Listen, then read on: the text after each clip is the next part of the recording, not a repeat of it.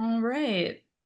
Welcome, everyone, and thank you for joining us this evening for a very exciting and inaugural virtual event celebrating the brilliant group of authors and books spotlighted in our First Fiction 2024 feature. As always, my name is India Lena González, and I am the features editor of Poets and Writers magazine. I hope everyone has a fan or an air conditioner nearby and that you're able to join us comfortably this summer evening. To offer a bit more background on our annual First Fiction feature, which is now in its 24th year running, for this roundup of the summer's best debut fiction, we asked established authors to interview our 5 selected writers, and the Q&As they conduct generally include a range of questions regarding book structure, thematic content, and the unique editing and publishing process for each author. The 5 writers who took the time to thoughtfully and generously introduce our First Fiction cohort this year were Laura Vandenberg, Jasmine Chan, Akil Kumarasamy, Aishagul Savas, and Julie Bunton. And the 5 selected titles this year include, in the words of their respective interviewers, haunting, original, sharp-edged writing that shines a light on the complex legacies of generations past, an epic love story that celebrates people often rendered invisible in both life and art, a surreal, darkly funny, and meditative work about a young man's journey for self and a way into his own future, a visceral and deeply enigmatic book with a wild narrative and extremely inventive turns about a woman's unraveling, and a historical novel full of ghost women, recognition, and critique that explodes conventions of narrative perspective. Let's make sure everyone is muted really quickly for just 1 second. There we go. Thank you. As a bonus to this feature, while the July-August 2024 print magazine includes these interviews, which I have here, I'm a visual learner myself, so very beautiful front page for the feature. So while our magazine includes these interviews with our fabulous debut writers, whose names I promise I will say very soon, exclusive excerpts and readings from their books can also be found on our website. So in the chat feature, we will drop a link to where you can find the excerpts and audio clips on our website, as well as a link to our latest print issue, should you want to purchase a copy and enjoy both aspects of this feature. Now, some quick housekeeping notes before we move on to the reason why we are all here. And just reiterating what I already said, we kindly ask that all our audience members remain muted throughout the entirety of the event so that we can fully enjoy the authors without any disruption or background noise. And additionally, please feel free to utilize the chat feature and share any questions you may have for the writers, anything that you love, anything like that. And we will incorporate as many of your questions at the end as possible when we get into the conversation portion of the event. Now, tonight's event will include readings from our debut fiction writers, which will be followed by a conversation about their book journeys thus far. This evening, we have the absolute pleasure of hearing from and sharing space with Pemi Aguda, author of Ghostroots, published by W.W. Norton in May, Jiaming Tang, author of Cinema Love, published by Dutton in May as well, Michael Deagler, author of Early Sobrieties, published by Astra House, also in May. May was the month, it seems, for debut fiction. Yasmin Zaher, author of The Coin, just recently published by Catapult this month with a pub date of 2 days ago, and Gina María Balibrera, author of The Volcano Daughters, forthcoming in August from Pantheon, another wonderful book to round out your summer with at the very end. So, for our audience, we also have a bookshop page, including the books of all of tonight's authors, should you feel moved to purchase their words and support independent booksellers in the process. And that link will also be shared in the chat as well. We thank all of you for being with us tonight, and congratulations to you 5 on your wonderful, wonderful debut books, truly. So that being said, we are going to delve right into the reading. I'm going to start introducing you all, and then I will hand over the proverbial mic to you so that you can take the stage in all your glory. So our first reader this evening will be Pemi Aguda, who is from Lagos, Nigeria. She holds an MFA from the Helen Zell Writers Program at the University of Michigan, and her writing has won O. Henry Prizes, a Nomo Award for Short Story, a Henfield Prize, a Tyson Prize for Fiction, Hopwood Awards, and the Writivism Prize. Her work has been supported by an Octavia Butler Memorial Scholarship, a Juniper Summer Workshop Scholarship, an Aspen Words Emerging Writer Fellowship, and her novel in progress won the 2020 Deborah Rogers Foundation Writers Award. Pemi was a 2021 Miami Book Fair Fiction Fellow and a 2022 McDowell Fellow. W.W. Norton in the US, Virago and Imprint of Hachette in the UK, and Masobe Books in Nigeria have already published her story collection, Ghostroots, and they will also be publishing her forthcoming novel, The Suicide Mothers. Welcome, Pemi. Thank you so much. Hi, I will be reading an excerpt from my short story called The Hollow. And what you need to know is that there are two different timelines. In the past is the woman who built this house, and the present is Arit, the architect who's been invited to measure the house for renovations. So here's the excerpt. A long time ago, there was a woman who lived in the city. What is a house? This woman wondered as her husband dragged her body like a mop over faded linoleum floors, but a pressure cooker, a vent pipe screaming steam. Irit starts by recreating the ground floor plan on paper. Her strokes are precise and sure. There is power in drawing a line into existence, and Irit is deliberate with it, careful. The interior is cool, and as she moves from room to room, extending her diagram, the sweat on her skin evaporates, leaving a chill. It is a still, contained coolness, one that smells of air that is trapped, waiting. She pushes curtains aside. The light seems to hesitate at first, but then it floods in, glancing off the surfaces, revealing the house to her. Irit believes that buildings are among the most objective expressions of history. She notes the carpets, gray, vaporous, the walls, stucco on concrete, a beige that hides dust. She places a palm flat against a wall, the texture tickles. Her hand comes away moist. There are no paintings, no photographs. The logic of the layout is lost to her. She turns a bend, expecting to find a room, but no, it is another lonesome nook hosting two cloudy windows. She retraces her steps and she is in the kitchen now, long and slim with dull beige towels. Tired, she leans against the sink and looks out to a gnarly backyard, high grass and naked trees. Her drawings make no sense. The walls do not meet on the page. The lines dangle and hang. The house resists containment. The woman who lived in a pressure cooker had married a man who waited to reveal the evil festering in his gusts.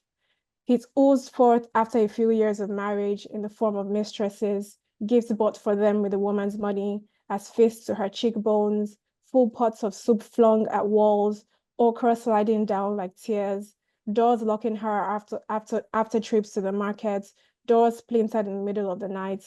This woman had a son, and as she stowed him away in cupboards to save him from his father's cruelty, under beds, under chairs, she wondered, what is a house but a large handbag with many hidden zippers and pockets?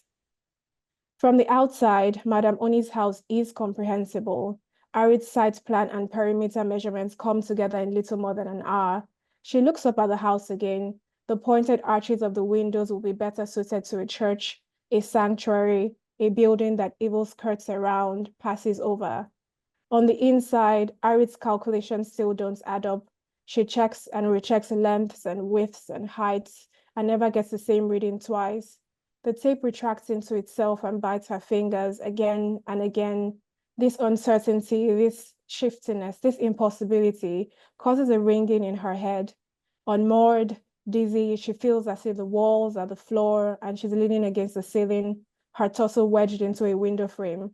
A fear clunks up her ribs, a fear that nothing is real and everything is upside down and elementally wrong. She turns into another lonely corner, seeking a way out, and the sun is streaming through two slender panes, lighting up the carpet. What does it mean for a house to be fixed? Arit wonders, to make firm, stable, or stationary, to repair, to set in order in good condition, to put in a position to make no further trouble. The woman who lived in the large handbag with many pockets made a plan. She sold Ashoebi from a tiny shop in Balogun Market, saving all the profits, every tip. She sold ofada rice at community gatherings, the sun darkening her skin, firewood smoke staining her lungs. She opened a bank account, hid the multiplying money from her husband. She bought land in a part of Lagos that wouldn't become popular for another 18 years, a part she had to access on foot because the closest bus stop was 20 minutes away.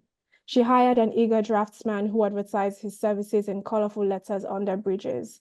And when it was time to build, she oversaw the project herself, breathing her fear into the foundation, sweating her resolve into the concrete walls. She rinsed herself at the site so her husband wouldn't smell new beginnings on her. Soon, no more. She chanted in her head every night he added a scar to her skin. Every night she added a terrified scream to her son's memory. When the last shingle was nailed to the roof, the woman put her son on her back and left, taking nothing else. That first night, they slept on the bare floor, burrowing into each other. A house is freedom. A house is an escape. This one sensed their dread, their relief, and stood vigilant, ready to protect. Thank you. Wow, thank you so much, Pemi. That was beautiful. All right. Our next author is Jiaming Tang, a queer immigrant writer. He holds an MFA from the University of Alabama, and his writing has appeared in Agni, Lit Hub, The Master's Review, Salt Hill, Joyland Magazine, and elsewhere. He is a 2022 to 2023 Center for Fiction Emerging Writer Fellow and lives in Brooklyn, New York. Cinema Love is his first novel. Welcome, Jiaming. Hello, hello. Thank you all for being here. I guess I can just start. I'm going to be reading from a novel, Cinema Love. Here it is. And it is a novel about gay men in rural China and the women who marry them. And the only context, I guess, I just wanted to share the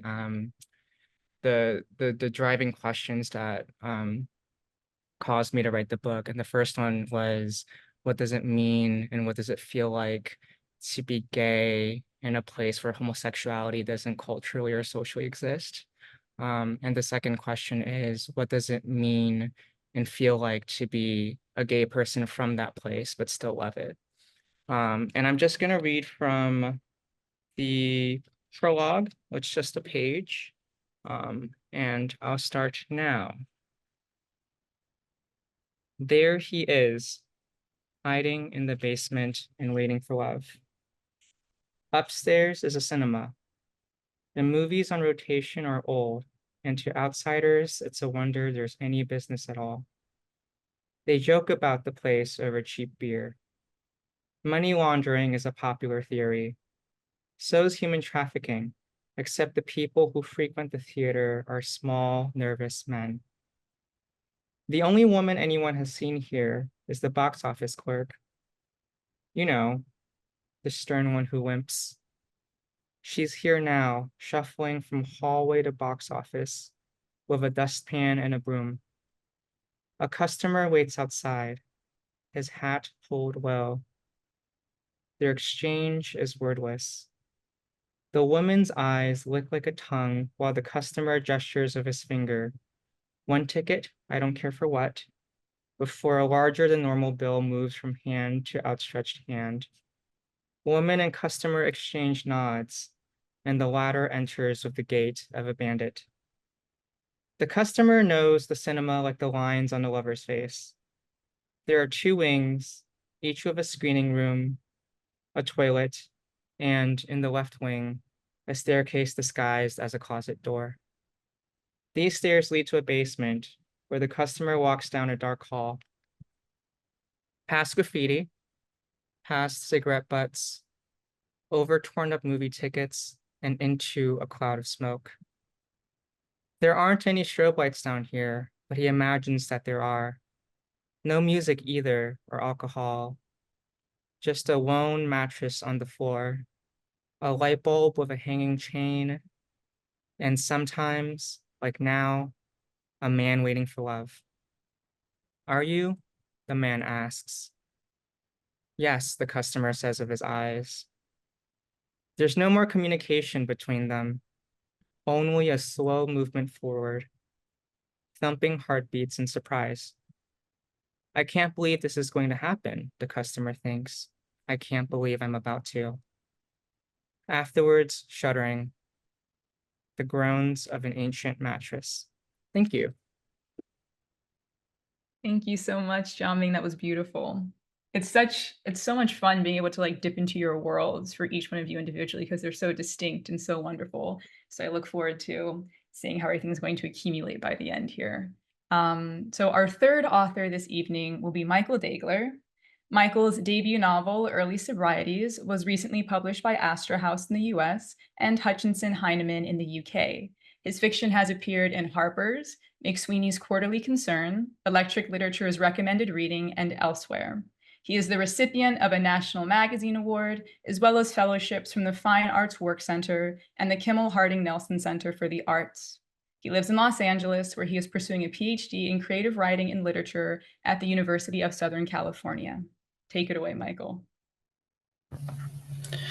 Hey, everybody. Thank you, India, and everybody at Poets and Writers. This is such an amazing honor to get to be included with these four other amazing, emerging writers. I'm gonna just read from part of my novel. It's about like a 26-year-old. He's been sober for a couple months, and he's just sort of hanging out in South Philadelphia.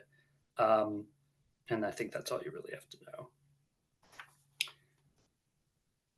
News of my sobriety had spread throughout the land, at least among a certain subset of individuals for whom sobriety was a rare and ill-considered state. It was Oktoberfest at the Brow House, which, in the name of public merriment, had shut down a block of South Street in order to validate a lot of debased and antisocial behavior. Not that such conduct didn't occur nightly on South Street, but the Brow House had welcomed it into the reputable light of day, to the accompaniment of Schlager and Volksmusic no less, which surely represented, if not an act of outright delinquency, at least some form of civic negligence. I came for a soft pretzel and to reaffirm my own constructive life choices. Philadelphia was a small town when you got down to it, particularly if you sifted out those people for whom the Brow House Oktoberfest held little appeal. I ran into a number of acquaintances. Katie Doran was working the pretzel stand, and I imagined she mentioned my presence to Lila Noth in the beer tent, who likely tipped off Rob Gill and his troupe of inebriates, who accosted me outside the vegan cafe from which I was contemplating the purchase of a bubble tea. Gill had Sean Culp with him, and Sean Porth, and between the two of them they carried Mildew Hanafi like the crucified Christ, buttressing his slack, skinny arms with their shoulders. They cast the drunk man at me, repeating my name as though they believed it held incantatory properties. Dennis Monk, Dennis Monk, Dennis Monk. What? I said. The lax face of Hanafi was pressed against my shirt. His flaccid limbs draped themselves around my neck. He's overserved, cried Gill. Gill, too, was overserved. The whole group of them was overserved. They continued to overserve themselves from the plastic beer steins germinating from their hands. You're sober, Dennis Monk. You need to take him home. Is that Dennis Monk? Muttered Hanafi. I know Dennis Monk. I don't know where he lives, I said, turning my face away from the semi-conscious reveler nuzzling at my sternum. He smelled strongly of beer and slightly of vomit. I knew very little about Hanafi. He was around 22, on the shorter end of average height, with elfin features that suggested intoxication even when he was sober, which he rarely was. I'd only ever encountered him in low-lit bars, where the regulars evolved a sort of cave blindness toward one another. I was alarmed to see him in daylight. He lives way down Passyunk. Gill had sardine eyes, eyes terrified of ever missing a thing that happened in the world. Down past 19th. I'm not going to take him there, I said. I don't even have a car. Just put him on a bench for a while. He'll get sunstroke and die, wailed Gill. He'll putrefy like a jack-o'-lantern. Jesus, just put him in the shade, I said, though already the old guilt was revving in my chest. I wanted nothing to do with the chemically impaired. They annoyed the fuck out of me in a way that only those exhibiting my own inadequacies could. But for some reason, I felt an obligation toward them. They brought to mind all the people who had aided me when I had been in similar states of degeneration. All the people, too, who hadn't bothered. Part of what impelled a person to substance abuse in the first place was the hope that, if he forfeited his faculties and lay himself before the mercy of his fellow man, some reluctant Samaritan might come along and look after him for a little while. I had once wobbled so discomfitingly before a bar in Callow Hill that a woman invited me into her car and dropped me off at a friend's place in Fairmount, asking nothing of me other than a promise that I would go straight to bed and take better care of myself in the future. Another time, a group of college students 5 years my junior, not one of whom I'd met before or since, bought me a late-night donut in Old City before sticking me in a cab bound for an address I knew in Northern Liberties. One time I stayed on the Blue Line long past my stop, all the way to Upper Darby, just to prove to a girlfriend that I was as proud as I was angry, as I was drunk, as I was baffled by my life, only to get mugged outside the 69th Street station and stumble back to her doorstep, 35 shameful blocks on foot, without receiving a single look of human recognition from a single person who crossed my path. For all of that, the people who'd helped and the ones who hadn't, I agreed to get Mildew Hanafi to his bed, even though I didn't want to. He'd become me there in my arms, and I was someone else. Thanks. Thank you, Michael. Someone in the chat said team Dennis Monk. I'm right there with them. So absolutely, that was great. We're going to follow that up with our fourth reader this evening, Yasmin Zaher. Yasmin is a Palestinian journalist and writer born in 1991 in Jerusalem. She has a degree in biomedical engineering from Yale University, and she received an MFA in creative writing at the New School, where she was advised by Katie Kitamura. The Coin is her first novel. The floor is yours, Yasmin. Thank you, India. I'm just going to go right ahead. It's strange where we start stories. I might as well have started from my birth if I was going to be proper and methodical. But the dirt is not a metaphor. I really saw it. In my ear canals, inside my nose, around my ankles. Do I disgust you? I don't look dirty, do I? One day, I began to notice that my body was dirtier than usual.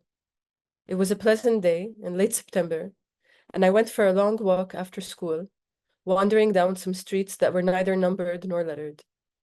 I wasn't afraid of being lost. There was always a cab around the corner, and when I felt that I'd had enough, the sun was setting, I raised my hand in the air and a taxi took me home. I entered my apartment and decided to take a shower. I did this naturally and with no intentions. I was only doing what felt good. Before I got in the water, I remembered that I had a Turkish hammam loofah in my suitcase. I brought it out, stepped into the shower, slipped my hand inside the loofah, and began scrubbing. The bathroom was small, the bathtub short. First, my right hand scrubbed my left arm. It burned, the water was hot. My heart began to race, and it gave me the energy to continue. As I said, it was a pleasant day, and perhaps in my boredom, I had found a way to make it exciting. I closed my eyes and rubbed as hard and as fast as I could, until my muscles began to stiffen, which wasn't long. I'd be exaggerating if I said it took more than 30 seconds. As you can see, I'm a small woman. I wait for others to open doors for me. And when I opened my eyes, I saw the miniature gray snakes. They fell to my feet, 3 or 4 of them. I looked at them and immediately I knew. I mean, I had seen them before, but not like this. A hard-faced woman had once scrubbed me in a Turkish hammam, and I saw them there too, wiggling in the splash on marble. But the snakes of New York were scary and ghoulish, like my own voice in the mouth of a total stranger. I took the dirt to heart. I knew that the snakes were not just a material fact, but that they were a sign of something very bad, something terrifying that was happening to my body. The loofah was a harmless-looking thing that in reality was wicked and rough. I continued, I scrubbed my entire body. I peeled off the dead skin. I told myself that this is a death that I can manage, if only I work hard enough, if I stay clean and organized. But I had no stamina, and when I switched left to right, I did not see any snakes. My left side is not as strong, and you will see, as I proceed, that this is a condition of asymmetry. The left is cleaner, but it is weak. The right is strong and covered in filth. The snakes lay there in the bathtub. I bent over, picked them up, and threw them all in the small garbage can in my bathroom. I didn't like the sight of them just lying there, so I dug my hand inside the garbage and stirred it, flipping them as one flips a tender risotto. I got out of the shower and tiptoed back to my bedroom. It must have been dark outside. Yes, I remember it was. I wouldn't have done it otherwise. I didn't have a problem with my neighbors seeing me naked from the bedroom window, but the kitchen window faces Fulton Street, and I didn't walk naked by that window at night. It's a good area, a great location, but how do I say it? Working class, going to and from work, always tired, and I didn't want to be seen by them. I'm just going to say it. I didn't want poor people to see my body. Their desperation scared me. That evening, I went to dinner at Sasha's. He also lived in the neighborhood. Do you know the tall clock tower, the one that looks like a dick? Sasha was in real estate, and a few years back he had even bought the small building across from Kushner's 666, which, by my advice, he later leased to Salvatore Ferragamo. But Sasha was very humble about it. When people asked him, he said he was in real estate, and you wouldn't know. He could have been just another Eastern European broker. I wore a dress by McQueen. My arms and legs were like polished bronze, but underneath my dress, everything else was dirty and beginning to rot. Thank you, Yasmin. You all are just wonderful, just singular and plural, just wonderful altogether. Our fifth and final reader this evening is Gina María Balibrera. Gina is a Salvadoran American writer. She has earned an MFA in prose from the University of Michigan's Helen Zell Writers Program. Shout out to that program, where she was also a postgraduate fellow. Gina has been awarded grants from the Gold Center, the Rackham Institute, a Tyson Award, the Ara Estrada Prize, the Under the Volcano Sandra Cisneros Fellowship, and she was a member of the inaugural Perry Plus Fellowship cohort in 2021. Her debut novel, The Volcano Daughters, is forthcoming from Pantheon later this summer. Welcome, Gina. Thank you so much for having me, India, and thank you so much, Kevin, also for having me, and thanks everyone for coming to hear us read. And it's been such a delight to listen to the four of you, so thank you. I'm going to read a little bit from the prologue of my book. This is it. And all you need to know is there are 4 ghosts talking to you. Here we are, all is still. Cuando vos vas, yo vengo. We begin at la puchica root of the world. Before we were made, the animals chattered. Jaguars spit the bones. Monkeys howled, volcanoes howled, the stars howled, cold and enormous. Someone listened and chose to destroy them, Mirenke, with a pair of large and ordinary hands. And after those large hands that had made the beasts felt only emptiness, they itched to create something that could also create, beings that could carry life's bright blue thread through years and years, and so they rooted for just the right materials. Poco a poco, new beings took shape. But the first, the mud creations, were deemed soft and senseless. Then the wood creations, bloodless and deformed. They were all cast away. But Maïs was tender, supple, fertile. Talon of a wandering bird, a feather's iridescence, a hard flake of jade, blood, milk, gold, gota a gota, formed a mano, a mano, a mano, and then slowly, we children became 2. And us? There are 4 of us here in these pages. We are Lourdes, Maria, Cora, Lucia. We Zapotas were born of our mothers in a high igneous sliver between the forest and the sea. You see, before the massacre that killed us, we lived. We survived earthquakes and mudslides, the eruption of our volcano, Izalco. in the mountainside town where we all died, abandoned to rot, para más joder, piled like husks and leaves in a felled forest. Our mothers had listened to radio piped in from the capital and smoked hand-rolled cigarettes in the coffee fields and never washed the black dirt from under their nails. We were in many ways like our mothers, even as we fought them, ignored them, hid from them, lied to them, to run into the forest to kiss boys. Except Maria, she kissed mostly girls. What else could we do? The world was changing, everyone kept saying. But where was there for us volcano daughters to go? Graciela was our friend. Like us, she was left for dead, but somehow she didn't die in the massacre, as we did. Our Sherita, Graciela, and her sister Consuelo. When our souls discovered that they both had lived, we hitched a ride on their life threads, followed along with them for the rest of their days. Our own life threads, severed by our deaths, whip in the wind with our carcajadas. You've heard our carcajadas, our cackling laughter. It carries with it the stories of our mothers and grandmothers, the stories of ourselves. There are parrots in the field, and we're always listening, siempre, a la vez. Sometimes we speak as one. Sometimes the wind scatters us apart, each a different seed. An eternal part of us remained after the massacre, the part that you hear, the voice telling you this story from all directions. We are gathering the threads of our lives, finding the words to write a new book of the people, to make our world. Mirenque, the word makes the world. Because you know what we've learned?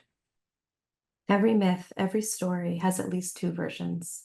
The growing of indigo and coffee, the movies and their magicians, the railroad tracing its long legs across our land like un pulpo, the story of a disgraced mother, a dictator, a nation's beauties, a weeping woman beside water, a prophet.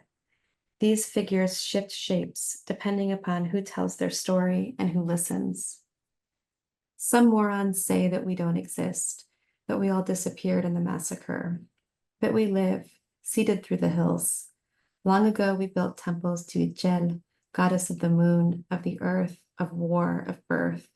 She taught us how to weave, and we fell beneath her trance until the threads were taken from our hands. We are older than your sense of time. You pass us on the street. You squint into a mirror at home, painting your face to resemble ours. We stand on sunset rooftops, shaking out your linens. We take a long bus ride home. We teach your children in school. We take your temperature. We run for mayor of a bullshit town, and they want to kill us for it. You sing our songs. You study our movements. We plan to outlive you. And we are here, telling you this cuentito. Thank you. Thank you, Gina. Wow, wow, wow. The word makes the world. Yeah, that's why we're here tonight for sure. This is the part in the evening where I wish we were all in the same room together so that you could hear the applause that I'm sure the audience has for you all, and it wasn't virtual, but just imagine all that applause right now. Thanks to all five of you for writing such lovely words and for gifting us the opportunity to hear you read a part of them aloud with such care and such grace. This has been an absolute treat. And now that I have all the authors joining me back on screen, we will head into our Q&A portion as promised. And as a reminder for our viewers, if anyone has a question for one or all of our authors, please share it in the chat, and I'll try my absolute best to incorporate as many of your questions as possible throughout the Q&A. So I will go ahead and get us started. I would love to discuss on both a craft and publishing level, the structures and shapes of your books and how they changed over time. So whether it be a short story collection, as it is for you, Pemi, or essays, poems, and short stories turned into a novel for you, Jiaming, or an experimental novella expanded into a novel for Yasmin, or a short story collection that transformed into a novel for Michael, or the desire for a slim book that actually ended up being over 300 pages for Gina. How did your debuts develop their form and structure over time? And then how did those changes resonate with you along the way?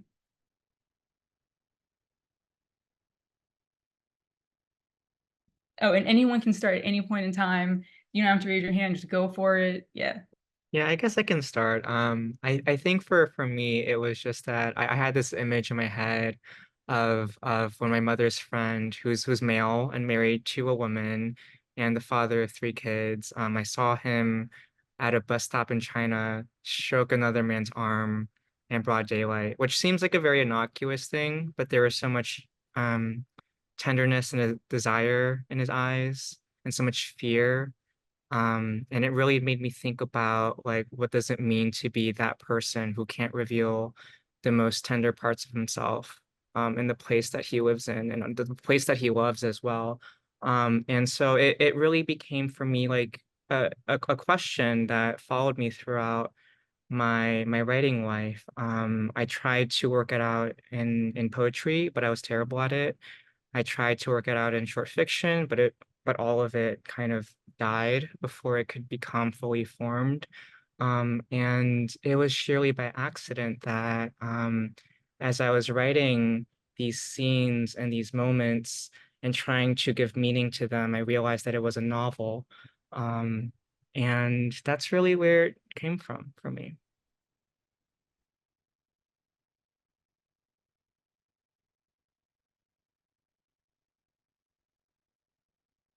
I can answer next, sorry.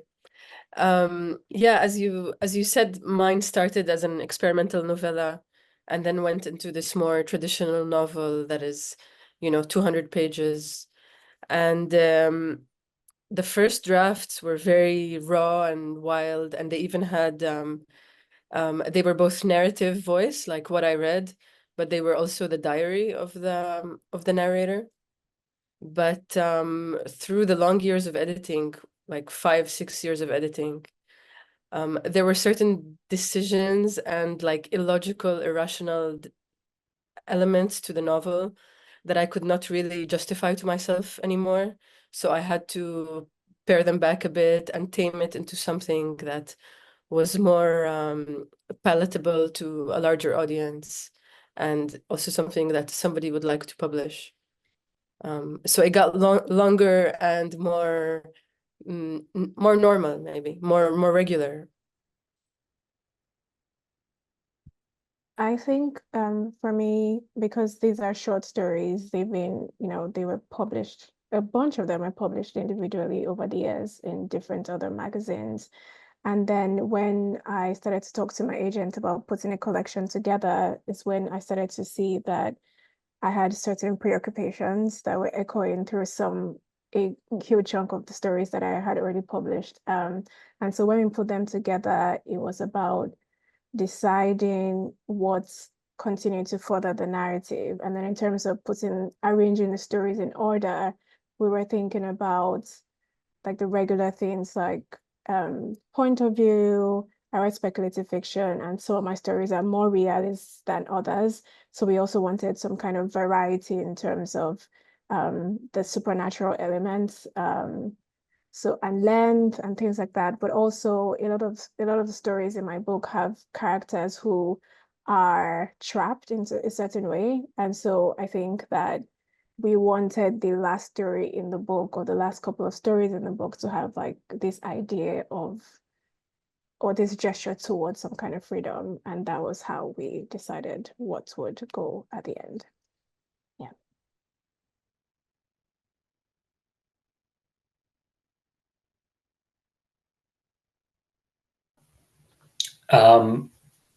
Mine started as a short story collection, as you said, India. And I've always thought of myself as like a short story writer, which I think is why I approached the project as a collection, even though it was always like the stories were all about this one character. They were in chronological order, and they all dealt with this sort of same period in his life. But I kind of like very stubbornly insisted that it was a story collection for a long time. And when my editor bought it, like the first conversation we had, she was like, "Oh, like I have this question about like do you see this as a collection or as a novel?" And I was like, "Great question, definitely a collection, definitely not a novel." And like all through the editorial process, like we had this conversation like every couple of months, and I was kind of like, "Oh, it's nice that she keeps like checking in with me to think if I still think it's a short story collection," and I always did. And eventually I kind of understood that this was like not actually a question. This was like her trying to like like helped me realize that it was a novel. And yeah, it was the whole time, and I kind of had this weird block about it. And I think I don't know that this would be true of every story collection, or I think I love a linked collection of stories, but I think in this case, turning it into a novel benefited the book. Thank you for sharing those stories. I similarly resisted the eventual shape it took for a while.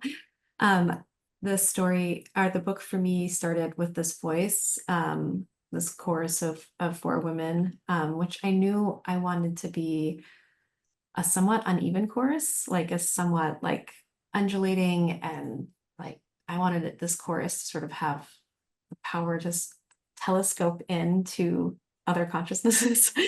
And then, it's first person plural, so it's a little weird. But then I had these other characters that, and their worlds continued to expand. And I was like, okay, well, I can sustain this odd point of view for a story. And so I wrote it as a short story, and then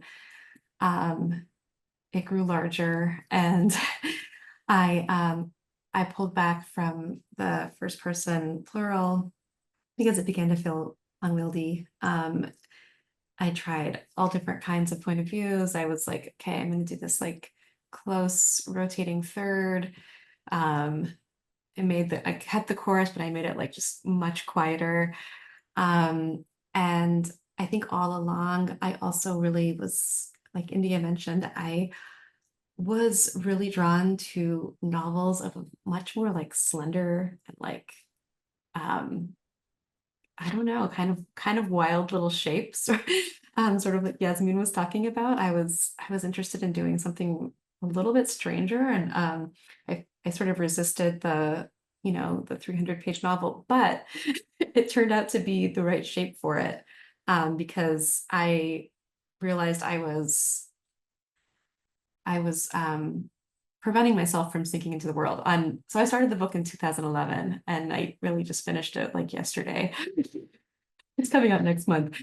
But so I had given it to a friend probably in 2017, deep in the edits, and she was like, oh, you've got so many different kinds of point of view here. I really think the ghosts, they are your narrators. And because they're ghosts, we have a little bit of there's a little bit of possibility with that. So I was able to to get into the different consciousnesses that I wanted to. I just let myself, and I gave the reins back to them, which felt correct. And then I felt a little bit more free, because I was like, I can have it all. I've got these ghosts telling the story, and they can go wherever they want to. Yeah, that's lovely. I want to segue into one more question, then I'll go to some of the audience questions because they're really lovely.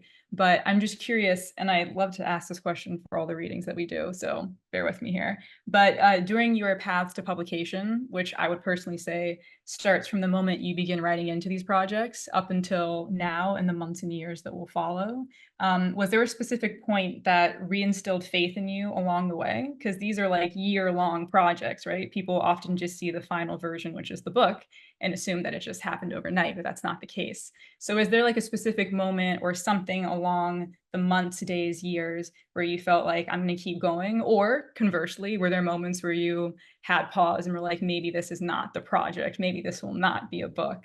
I know you, Michael, especially talked about sticking with and caring for a manuscript over years, and how psychologically that's hard as a writer, but also if there's something there that you like, you stay with it. So I'm just curious what that process has been like for you all.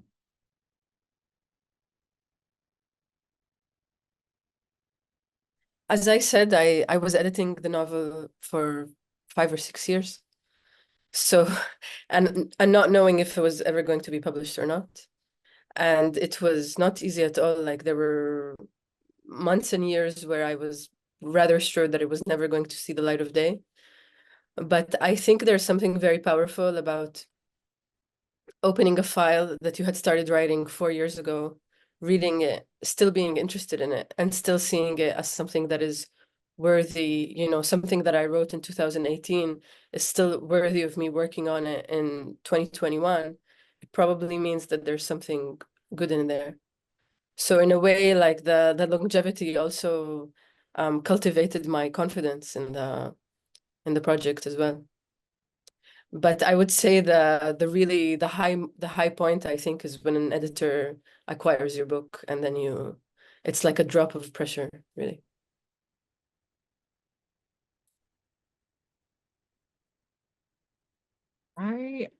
I was in sort of the same kind of mental space as you, actually. My graduate school, one of my graduate school professors, he has this like little joke about a final exam that takes place. And the joke is that, like, you know, the final exam takes place 10 years after the class ends, and you only pass it if you still are writing. And I was in a place where I was trying really hard not to think of the writing as anything besides something that I needed to do for myself. And so, like, I don't even know if faith is the right word, but it was more of an obsession. Like, I needed to get the words out. I needed to exercise it from my body. And I wasn't really thinking about an audience or an agent or an editor. And I think the point of the point that it did become kind of real for me, and where I did develop a kind of faith towards the project, actually was after it was finished and edited, and I was writing the acknowledgements and seeing the names of all the people who existed in my life and all the people who helped the book become a thing. But that happened after I already finished.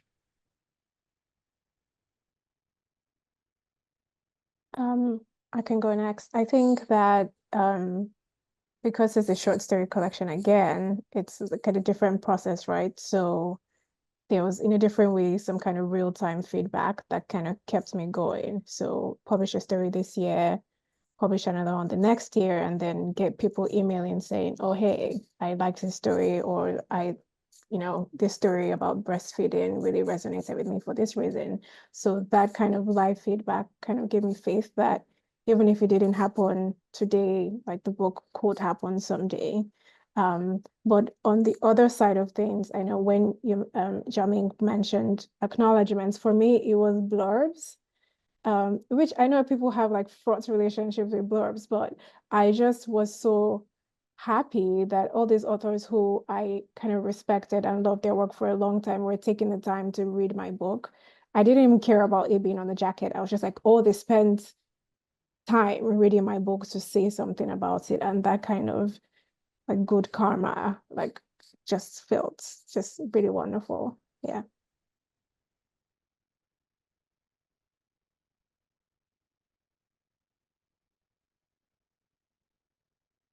Yeah, I'd echo what all three of you said so far about just the really concrete stuff, like somebody saying, you know, I'd like to buy this book, or yeah, are thinking about, you know, that sort of, there's that like sort of interior madness. I think when you're writing a book for a long time, I had like, you know, a tiny baby. I had my son in 2016, but he was a tiny baby for much of the writing of this book. And of course I was working and a day job, and you know, and I still am, and this little baby, and it felt like madness to like not be sleeping when I wasn't doing those things. But that I was continuing to write this, it was like, well, what is the you know, where does it go? I've been out of grad school for years now. What happens? And I think there is something about, like Pemi was saying, like having trusted readers, people that, you know, they don't just like you as a person, but they can sit with your work and say that it's real rather than just unformed, that it has a shape. I feel like that is incredibly grounding. So certainly having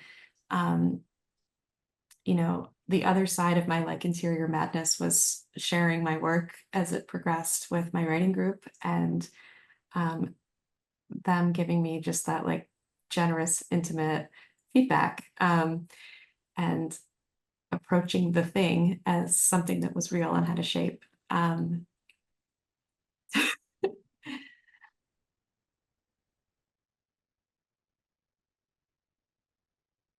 Lovely. All right. Let's do about 2 more questions, I think, and I'll take these from the audience because they're really lovely. So I'm going to expand upon this one a little bit, but for all of you, when you're writing your books, whether it be a novel or a short story collection, I know you're working on a novel as well now, Pemi, so feel free to add that to discussion if you want to. But what was the kernel for you all that made you think this is a book? Was it a character? Was it a scene? Was it a voice? What was it exactly where you were like, I'm going to keep expanding on this and seeing what's there and seeing what's there?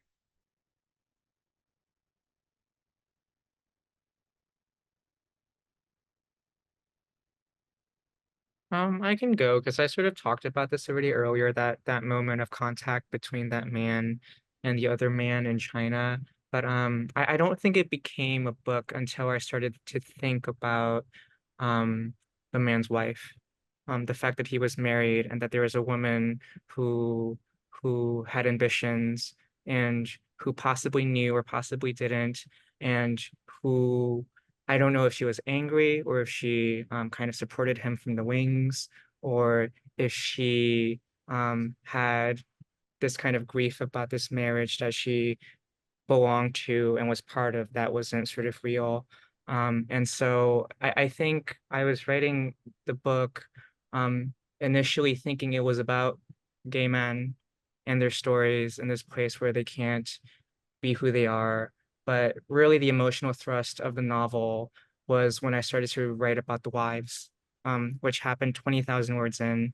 And I had to really rethink what was important to me about these characters and why was it that I was so drawn to the woman who made gay lives possible in this, small town in China.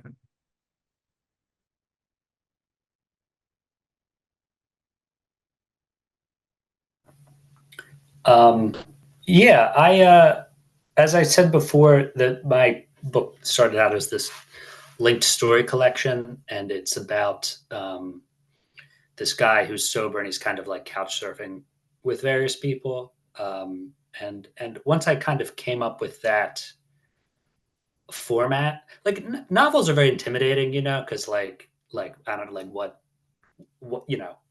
who knows how to write a novel, but once I was like, okay, like I need 11 stories. He's got to stay 11 places. Um, I figured like I was, you know, I saw him taking him pretty much from like 6 months of sobriety to a year of sobriety. So I kind of had like all my parameters. Um, I was like, I'll just kind of move him around in different neighborhoods of South Philadelphia, and then it kind of became very easy to just like, as ideas would occur to me, I could just slot them into the different chapters, and then it came together like pretty quickly. But it's like there's definitely like I think it's useful to have a skeleton like that, at least kind of at the beginning, though it doesn't maybe need to be as like sort of obvious as that one. I think similar to Michael, my novel actually, the very first zero draft happened because I went to this class in my program where it was a novel writing class. So the idea was to write a novel in one semester. And the other alternative was to go to a songwriting class, and I don't know how to do that. So I ended up in the novel writing class, but I was coming to the page as a short story writer. So I only thought I could write short stories. And so I would write a short story for the main character. And when I got bored, I would pick another random person in the city and then write a short story about them.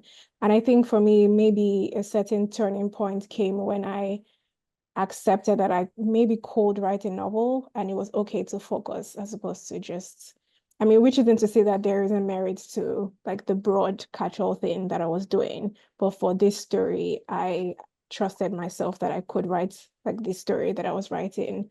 And I didn't have to like rest on the laurels that the processes or the things that have worked for me as a short story writer. And when that moment happened, then I think I was like, oh, it's a book.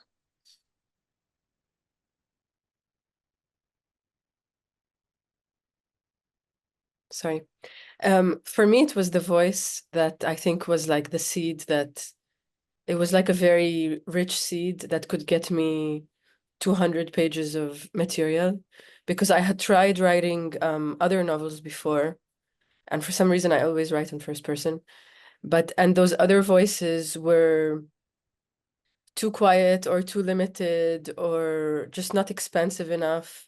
And I would drop it after 50 pages because I would feel like I cannot stay with this character much longer. So I think when I found a character that could talk about everything, you know, from washing machines, politics, dirt, cleanliness, fashion, then I realized that I could stay in this person's head for enough time to say that this is a novel.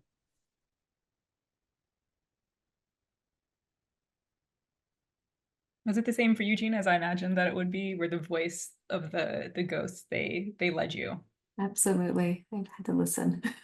I love that. Okay. Final question, and this is like a nice, like, business-oriented question. So, like, let's end on a very buttoned-up question, and be honest about it. A majority of you graduated from MFAs and all have impressive bios, indeed. Did your MFA programs help build a network that helped you get agents and editors, or was your process in finding these connections through submitting to magazines and applying to fellowships on your own? So I guess, like, what does the MFA offer you in terms of your own journeys and how you've gotten to where you are today? I can start. I went to the New School MFA and I met my agent there. We had like a speed dating with agents, and it was love at first sight, and we're together to this day. So it was very useful for me professionally. The other thing that it was very useful for is that two of my first readers today are my friends from the MFA. So it's very good for finding writer friends.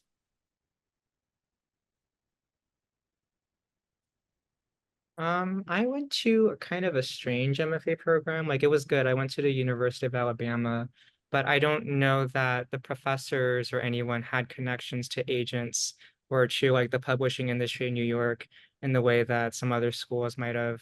And it was much more of an MFA where the experimental and the strange was valorized. And so like a lot of those kinds of books traditionally, you know, they won't get picked up by big five publishing houses. But what happened for me was that I published some short stories online that led to agents reaching out to me. But and you know, I spoke to them on the phone. I showed them early drafts of the novel, and I said, I don't think I'm ready yet to have an agent. I don't think this book is finished, and I don't know that I want to have an agent before I have a complete project. Can you wait for me? And they did. They waited for me until I was finished. But at the same time that I did finish, I started querying widely as well. And so actually my agent, Kent Wolf, I was a slush pile person. But the agents that queried me, they did stay. They were very kind.